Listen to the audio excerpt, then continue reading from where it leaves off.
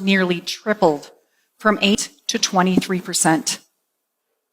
I'm a divorce attorney. I've been practicing for over 20 years.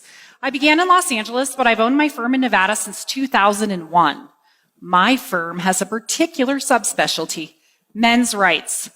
My 9 female employees and I specifically represent men in divorce and custody battles. In my practice, we've represented over 2,000 men, 650 of whom are fathers.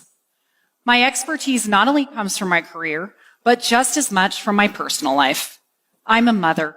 My children are 23, 15, 12, and barely 3. What has 20 years of representing men in family law as a wife, mother, and daughter taught me about fatherhood? Allow me, if you will, to start with the second thing I learned about fatherhood. Men parent differently than women, big surprise. But their influence is crucial in the development of their children. When getting my father clients ready for court, I prepare them for this kind of interrogation. Who's your children's doctor or dentist? What's the name of your school principal or even their teacher? What grades did they get on their last report card?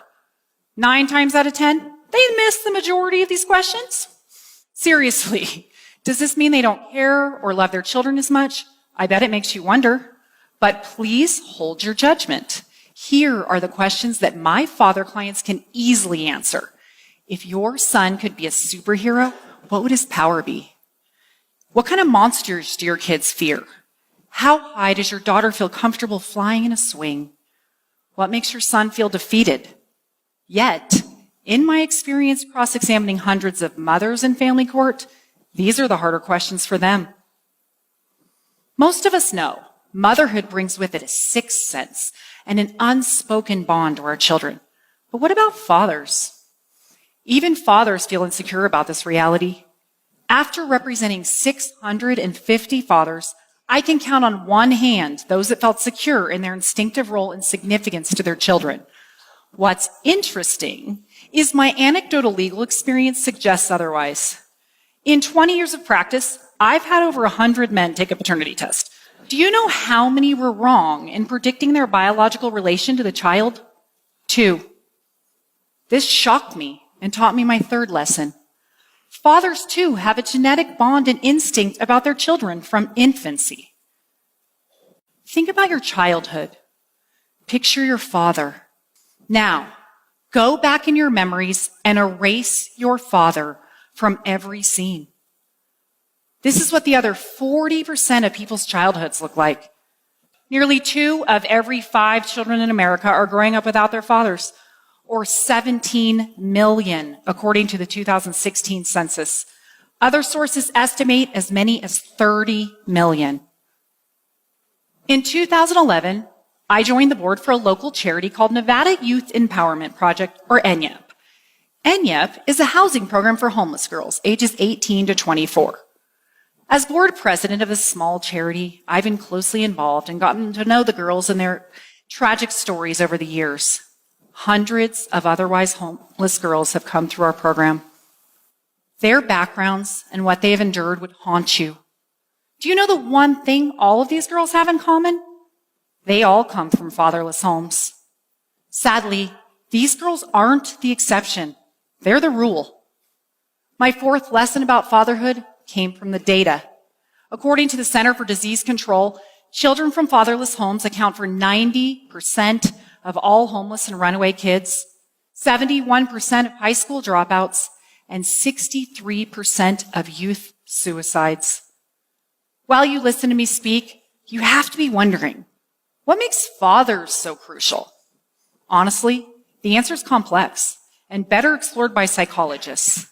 What I can tell you is that the data unequivocally tells us fathers are vital, and yet laws and society undervalue their importance, making it harder for them to be in their children's lives. Even fathers underrate their own value.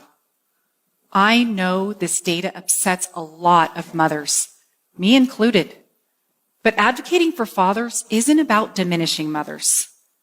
While children deserve both parents whenever possible, this crisis is specific to fathers. The occurrence of fatherlessness is epidemic. The effects are catastrophic, and the causes are male, gender specific. Nearly 30 years ago, leading child psychologist Michael Lamb reminded us, fathers are the forgotten contributors to child development. Yet, researchers have found that children with involved fathers have stronger cognitive and motor skills, elevated physical and mental health, become better problem solvers, and are more confident, curious, and empathetic. Sadly, we've had this data for 30 years, and fatherlessness has only continued to rise during this time. The main contributors to fatherlessness are divorce and out-of-wedlock births. Every 13 seconds, someone in America gets divorced. That equates to almost 2.5 million divorces a year. Currently, more than 40%, or 1.5 million babies, are born out of wedlock each year in the U.S. And this brings me back to the first and most significant thing that my career has taught me about fatherhood. Family court is one of the critical places where fathers are disadvantaged, and this hurts kids. Historically, this maternal preference was solidified in the tender years doctrine, which mandated custody of children under age 4 be awarded to mothers. This doctrine was in use until the 80s. As the laws progressed, visitation for fathers improved, but it took a lot of years before the law was finally gender equal.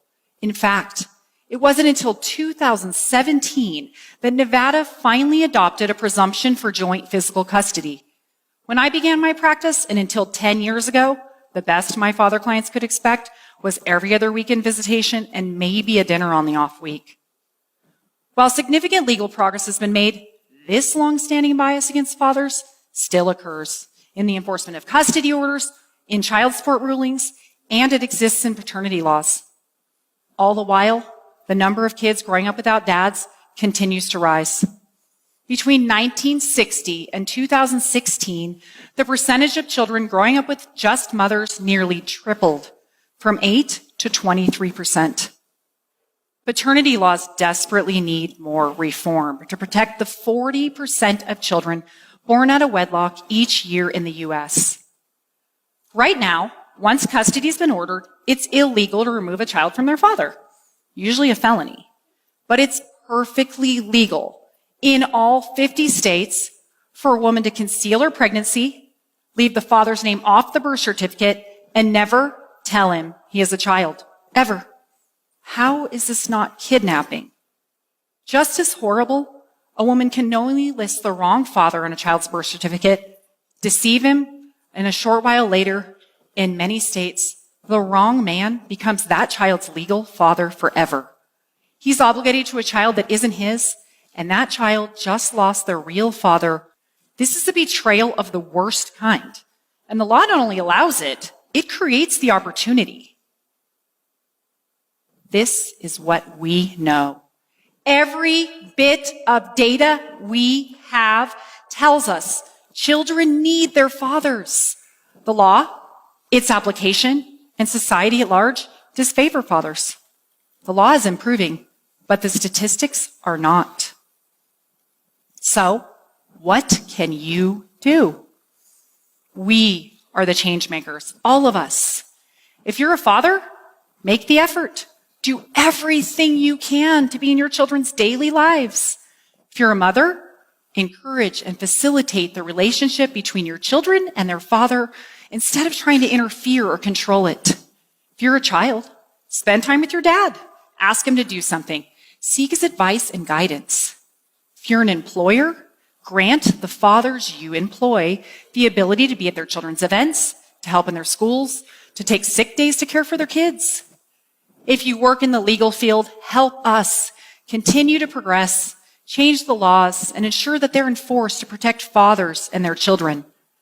The importance of this pursuit cannot be overstated. The fate of nearly half of America's children depends on it. I'd like to close by asking all of you to do one final thing.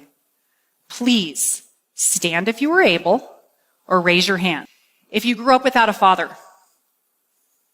if you raised or are raising a child without a father, or if you are a father who's been separated from your child. Now, look around. The people really affected by fatherlessness. Really, look. Now let me tell you who can't stand. The 1,000 fatherless children who were murdered last year. The 3,000 fatherless children who died from drugs. The 3,200 fatherless children who committed suicide last year. And the 14,000 fatherless children who were incarcerated. Everyone, please stand for them and do everything you can to help the remaining 17 million fatherless children avoid these fates. Thank you.